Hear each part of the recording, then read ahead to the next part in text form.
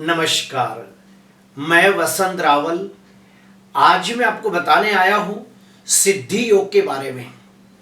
ज्योतिष शास्त्र के अंदर पंचांग का बहुत ज़्यादा महत्व होता है और पंचांग के 5 अंग होते हैं: तिथि, वार, नक्षत्र, योग और करण।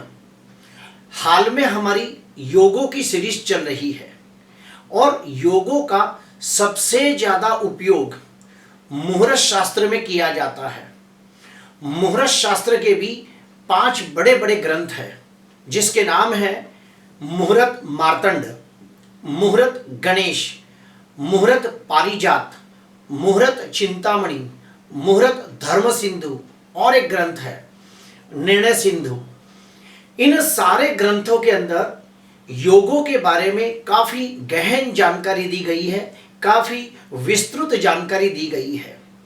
जैसे 27 नक्षत्र होते हैं, वैसे ही 27 प्रकार के अलग अलग योग होते हैं। आइए गहरे से जानने का प्रयास करते हैं। टोटल 27 प्रकार के योग होते हैं, जिसमें 14 प्रकार के योग बहुत ही शुभ माने गए हैं, जिसका नाम है प्रीति योग, आयुष्मान योग, सौभाग्य योग, शोभान योग, सुकर्मा योग, वृद्धि योग, वज्र योग, सिद्धि योग, शिव योग, सिद्ध योग, साध्य योग, शुभ योग, शुक्ल योग और ब्रह्मा योग। ये जो 14 प्रकार के योग है, इसे मुहूर्त शास्त्र के अंदर बहुत ज्यादा शुभ माना गया है। मुहूर्त शास्त्र में कहा गया है कि आप इन 14 योगों के अंदर कोई भी प्रकार का शुभ कार्य कर सकते हो, कोई भी प्रकार का मांगलिक कार्य कर सकते हो, तो उसमें निश्चित तौर पे आपको सुख और सफलता प्राप्त होगी। उसके बाद आते हैं 5 प्रकार के मध्यम योग, जिसके नाम है ध्रुव योग, हर्षण योग, वर्यान योग, परीग योग, ऐन्द्र योग। ये 5 प्रकार के मध्यम योग हैं और इसके अंदर भी आप कोई भी शुभ कार्य और मांगलिक कार्य कर सकते हो। अभी आते हैं 8 प्रकार के अशुभ योग। इन योगों को इतना अशुभ माना गया है कि अगर किसी बच्चे का इन 8 योगों के अंदर जन्म हो जाए तो पैदा होते ही 1 साल के अंदर उसकी शांति पूजा करने को कहा जाता है, और वो बच्चा जब 15 साल का हो जाए तो उसकी शांति पूजा फिर से करने को कहा जाता है। वो 8 अशुभ योग कौन से हैं? तो उसके नाम सुनिए: विषकुंभ योग, अतिगंड योग, ध्रुति योग, शूल योग, गंड योग, व्याघात योग, व्यतिपात योग और वैधृति योग। ये जो 8 प्रकार के अशुभ योग है, अगर इन 8 योगों के अंदर कोई भी एक योग के अंदर किसी बच्चे का जन्म हो जाए तो उसके पैदा होते ही 1 साल के अंदर और फिर 15 साल के अंदर उसकी शांति पूजा करनी चाहिए। अगर ना की जाए तो क्या होता है, वो बच्चा जन्म से लेके 8 वर्ष तक शारीरिक दृष्टि से दुर्बल रहता है, बार बार बीमार पड़ता है, क्योंकि उसकी रोग प्रतिकारक शक्ति कमजोर होती है, इसलिए बार बार बीमार पड़ता है। उसके बाद बच्चा 12 साल से लेके 22 साल के दरमियान जब उसकी पढ़ाई का समय होता है, तो जैसे जैसे वो बड़ा होने लगता है, उसका पढ़ाई पर से ध्यान हटने लगता है। पढ़ाई पर से उसका जो कंसंट्रेशन होना चाहिए, उसका जो फोकस होना चाहिए, वो घटने लगता है और वो बच्चा चाह कर भी हायर एजुकेशन नहीं कर पाता, मास्टर डिग्री हासिल नहीं कर पाता, सेकेंड डिग्री हासिल नहीं कर पाता। जैसे कि ग्रेजुएशन के बाद उसे एमबीए करना चाहिए, सीए करना चाहिए, एलएलबी करना चाहिए, इंजीनियरिंग के बाद उसे एमटेक करना चाहिए, तो वो नहीं कर पाता। तो जो भी बच्चा इन 8 अशुभ योग में हुआ हो, जिसके ऊपर हमने गोल राउंड मारा हुआ है, तो ये 8 अशुभ योग के अंदर कोई भी बच्चे का जन्म हुआ हो तो पैदा होते ही 1 साल के अंदर उसकी शांति पूजा करने को कहा जाता है, और फिर जब 15 साल का हो जाए तो फिर से उसकी पूजा करनी चाहिए। अभी हम लोग वापस टॉपिक पर आते हैं, सिद्धि योग के बारे में। तो आइए जानते हैं।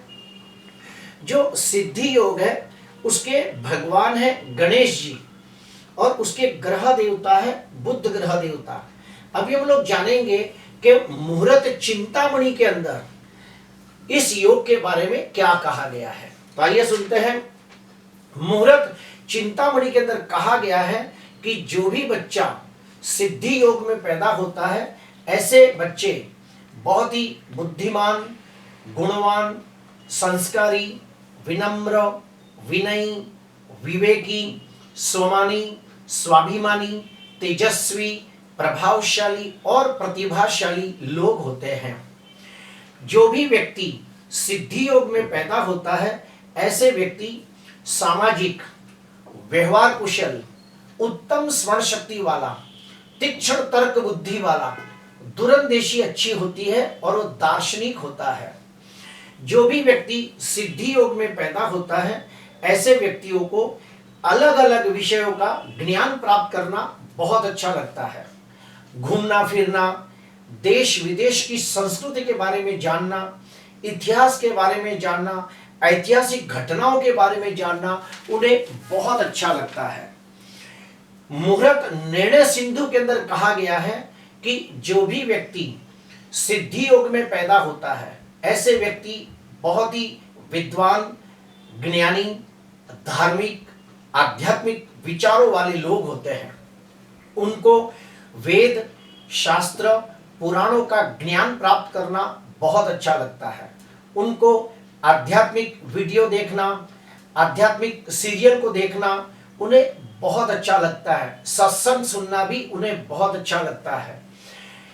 मुहूर्त निर्णय सिंधु के अंदर यह भी कहा गया है कि जो भी व्यक्ति सिद्धि योग में पैदा होता है ऐसे व्यक्ति अपने कार्य क्षेत्र के प्रति बहुत ही ईमानदार, वफादार, नियम और नीतिवान और समर्पित होते हैं। ऐसे व्यक्ति अपना काम कायदा कानून के दायरे में रहकर करने वाले लोग होते हैं। अपने सिद्धांतों पर चलने वाले, अपने उसूलों को पकड़कर चलने वाले, नीति नियमों का पालन करते हुए अपने काम को परिपूर्ण करने वाले लोग होते हैं। मुहूर्त धर्म सिंधु के अंदर यह भी कहा गया है कि जो भी व्यक्ति का जन्म सिद्धि योग में होता है ऐसे व्यक्ति एक अच्छे सलाहकार बन सकते हैं, एक अच्छे मार्गदर्शक बन सकते हैं, एक अच्छे काउंसलर बन सकते हैं। ऐसे व्यक्ति बड़े होकर ज्योतिषकार, वास्तुशास्त्री, डॉक्टर, वकील, सीए जैसे अच्छे मार्गदर्शक बन सकते हैं। सिद्धि योग के बारे में मैं मेरे अनुभव में जो मैंने देखा है वो भी मैं आपको बताना चाहता हूं कि जो भी व्यक्ति सिद्धि योग में पैदा होता है ऐसे व्यक्ति के जीवन में 32 वर्ष तक काफी संघर्षों का सामना करना पड़ता है। 32 वर्ष के बाद जैसे जैसे साल बीतते हैं वैसे वैसे वो व्यक्ति सर्व प्रकार के भौतिक सुखों की प्राप्ति करता है, सर्व प्रकार के सांसारिक सुखों की प्राप्ति करता है और धनवान, यशवान, कीर्तिवान बनता है और समाज के अंदर मान सम्मान, पद प्रतिष्ठा की प्राप्ति करता है। ऐसे व्यक्ति बहुत ही सोच समझकर बोलने वाले लोग होते हैं। अपनी मीठी वाणी से सबको प्रभावित कर देते हैं। अपने रिश्तों को पूरी ईमानदारी, वफादारी से निभाने वाले लोग होते हैं।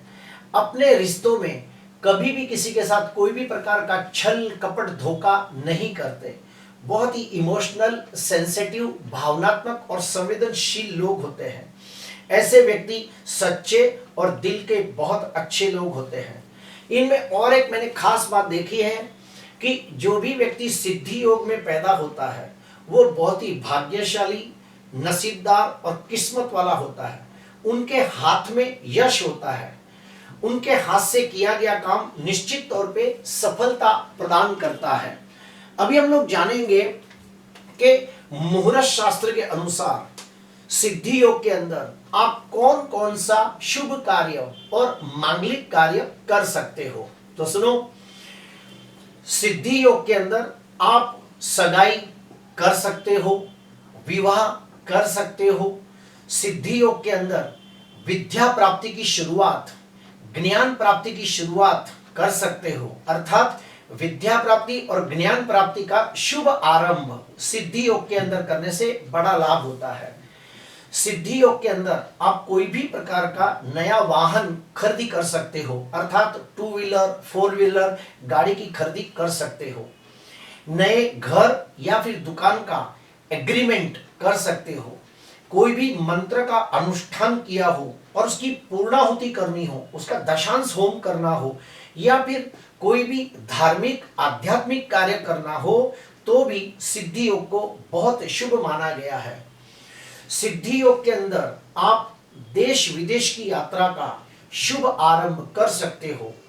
खेत के अंदर बीजों का रोपण कर सकते हो।